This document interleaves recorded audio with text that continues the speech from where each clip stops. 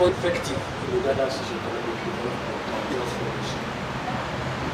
And our mission as a commission is to build a fundamentally strong and competent human resource base for efficient and effective health service delivery. In our strategic plan, we have 5 strategic objectives. The first one being provide advice to His Excellency the President of Uganda and the government in respect of human resource for health issues. And all the officers that are appointed at the level of specialists, that's consultants and senior consultants, the managers, commissioners, are appointed by the President. And on average, we recommend between 30 and 35 officers appointment to those positions. We also carry out recruitment of qualified, competent human resources for health for the institutions I mentioned earlier at the center. And I've enumerated these institutions. It goes beyond the health sector. Some ministries like Ministry of Internal Affairs, again, Ministry of Transport, Civil Aviation, Ministry of Tourism are the institutions for which we recruit health workers. So it goes beyond the health sector. So just to highlight this financial year in terms of recruitment, in our municipal statement, our plan was to recruit 1,200 health workers. Following the Ministry of Public Service lifting the ban on recruitment, after the Auditor General had completed the audit process of the payroll in February this year, we received submissions following that letter in February from these institutions to recruit health workers. And we are likely to recruit up and above the 1,200 target. So what was our plan then for recruiting these health workers? Specifically in recruiting these health workers, we use several avenues. One, before February, we were recruiting on the placement basis. And those are health workers who reach their mandatory retirement age. Some health workers passed on, some left. And that was one method, recruitment on replacement basis. That one did not need any clearance for use of public service. We also carried out advertisements, and so far we have carried out 5 adverts in the media. These adverts attracted applicants, some who are joining public service for the first time, others for promotional jobs. We also had recruitment based on validation lists. Entebbe Regional Referral Hospital, Kayunga and Yumbe were recently upgraded from general hospitals to regional referral hospitals. So we had to validate the staff in being moved from the districts, that's Wakiso, Kayunga, and Yumbe. We were working in those general hospitals, regional referral hospitals. So during that process, we also identified staff that deserve to be promoted. So those lists were already existing, and we had to appoint staff from those lists. We also had other interviews and lists from which we appointed. Then we had COVID-19 workers. COVID-19 workers who absorb them as and when vacancies are available. And we also use that list for absorption of medical officers, assistant nursing officers, laboratory technicians, nurses, and so on, according to the declarations by various hospitals. So all these were means that we put together in order to expedite and speed up the process. We have so far carried out a lot of these activities, but you recognize that when we carry out, for example, an advert, when we place the advert in December, at the end of December, for some posts, enrolled nurses, enrolled midwives, laboratory technologists, public health dental officers, biostatisticians, nursing officers, clinical officers, biomedical engineers, pharmacists, and so on. All these are entry jobs. We attracted more than 7,000 applicants. not interview 7,000 people. We shortlisted 4,130. We had to wait until April this year for space at Makerere University School of Computing to be able to administer tests. We no longer administer examinations on hard copies.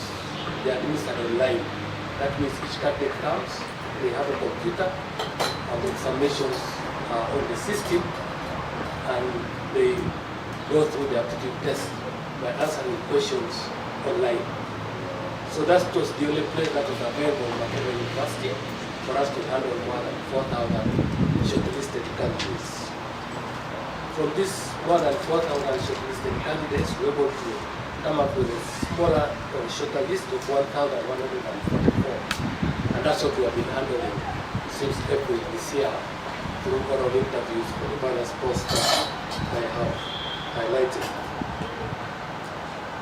But you'll recognize that out of more than 1,279 vacancies, the adverts, all those 5 adverts, were for only 281 vacancies.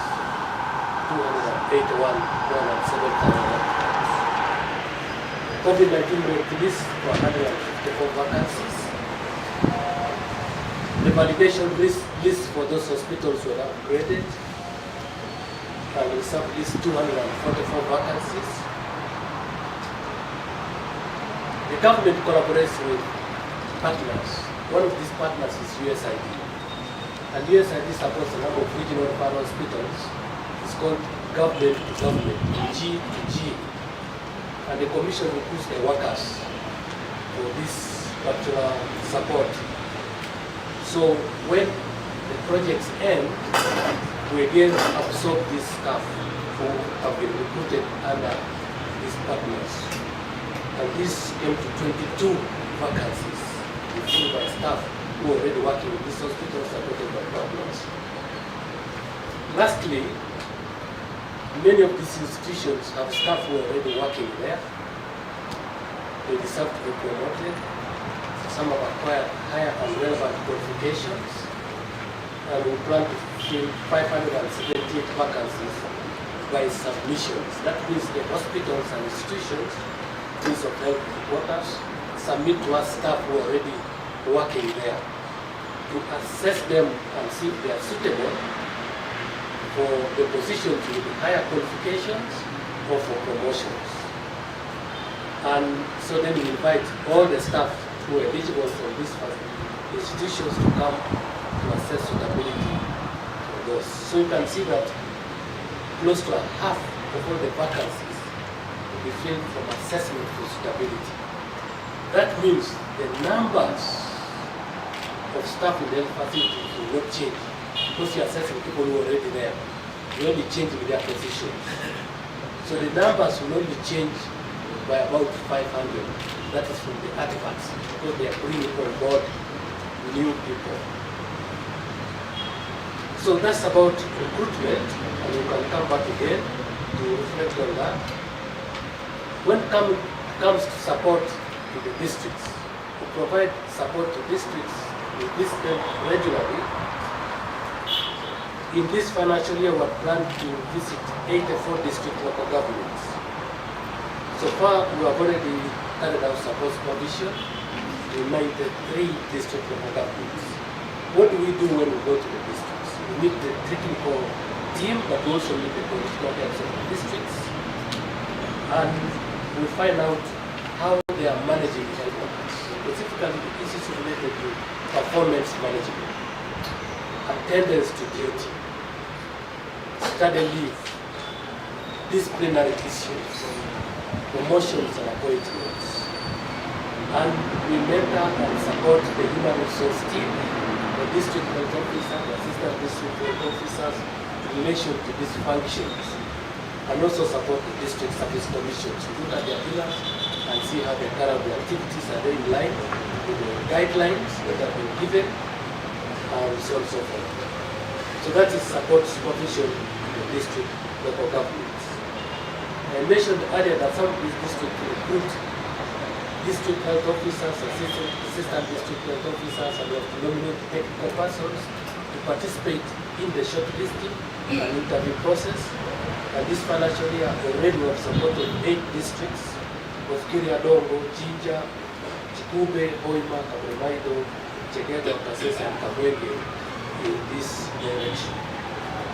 On top of that, we have provided technical support to human resource issues on more than 20 cases that have been outlined in the local governments of Panisa, Masindi, Majiokono, Manafa, Keora, Shema, Chegegwa, Tagadi, and other health institutions in that direction. Now, issues of performance management are very important. It does not only relate to attendance to duty, but how to manage study leave. So one of the things we are keen when we go to regional referral hospitals and support provision is to ensure that these hospitals are managing the rewards and sanctions function properly. So the Ministry of Public Service has a policy of rewards and sanctions. Do they have a rewards and sanctions committee?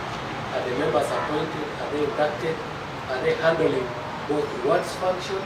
That means celebrating those who have performed well and above, and those who may not be performing well, and disciplinary issues. The second part is study.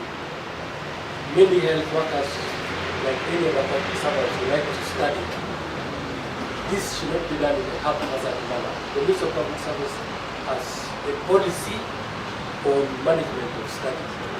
Local government also has a capacity building program and project where there is some funding to support workers in local governments to improve their skills and knowledge through study. Health workers specifically go for long-term training. So in the districts, you are keen to know if there is a committee to manage study. Because study must be approved by the District Service Commission for local governments and the Center by the Health Service Commissions. So above all then, when it comes to management of attendance to duty and other things, discipline and so on, standing orders are very important. And we want to see then how they are adhering to management of cases that error or move away from what it should be in relation to standing orders. And the Commission, in addition to that, the process of reviewing standing orders to see how appropriate these standing orders are for the health sector and health workers, because it provides service 24 hours, 7 days a week, whether it's in Center 2 or in Center 3, the referral hospital or otherwise. So this is very important. Regarding recruitment, I mentioned that we have large numbers. We no longer receive applications by applicants coming with hard copies. They used to overcrowd and overrun us in workers' house. So since 2017, when we developed an e-recruitment system, that's online system, where we receive applications online. This has enabled workers up country to minimize costs of traveling to Kampala and coming to submit the applications. So many health workers now, or all the people who apply, they apply from wherever they are. We have resource centers in a number of regional hospitals, such that if a health worker in Kabul or Katido or Toronto is not able to access internet, they can go to Fort Portal, for example, where there is a regional hub. They can go to Moroto, where there is a resource center, and be able to have their document properly scanned, not using a telephone, and apply online, and the human resource person there assists them in the application. And that's a much better process than going to an internet cafe. So this approach to recruitment and what we have implemented has moved face to face, which also minimizes temptation to asking for money and corruption, because people apply. And when we have carried out shortlisting again online, not hard copies, again, we generate reports, and these reports are shared within the commission and used. Again, this minimizes information and hard copies, and people having face-to-face interaction with applicants. And this is very important in minimizing temptations to ask for money. Each time we make an advert, and in the commission we put up notices clearly spelling out that services of the commission are free.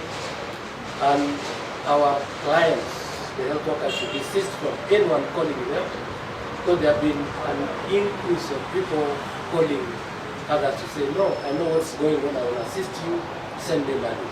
People have even placed adverts on the internet purporting to be from the Commission, and we constantly warn our clients, beware.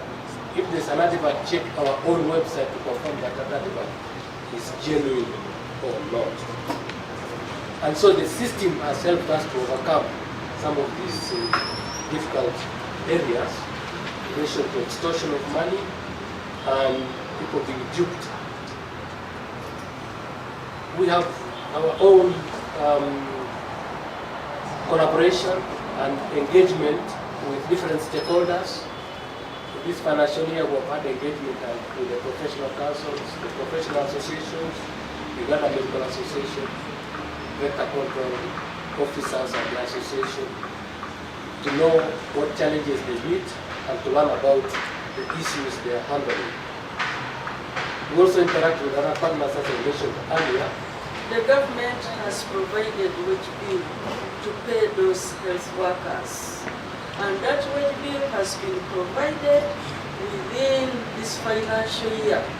Because without that wage bill, the recruitment would not have been undertaken. I also wish to give the assurance that all the health workers we say we are recruiting now have been interviewed already. So we have already interviewed them, and they have sat their interviews and they will be appointed. I wish to indicate that regarding the health center, the upgrading of the health center this recruitment is mainly led by the local governments and is undertaken by the district service commissions. I wish to give you the assurance that the government has provided some of the wage for the recruitment of these health workers, and the central government ministry that leads this exercise is the Ministry of Health, and is working with the Health Service Commission and the Ministry of Local Government to support the districts to undertake this recruitment. When we talk about specialists, the specialists who are being recruited, I will give you examples of the specialists that are being recruited. These concern consultants and senior consultants. And these include cadres like internal medicine, obstetrics and gynecology, public health, pediatrics. These are the consultants that are being recruited, including general surgery, amongst others. Thank you.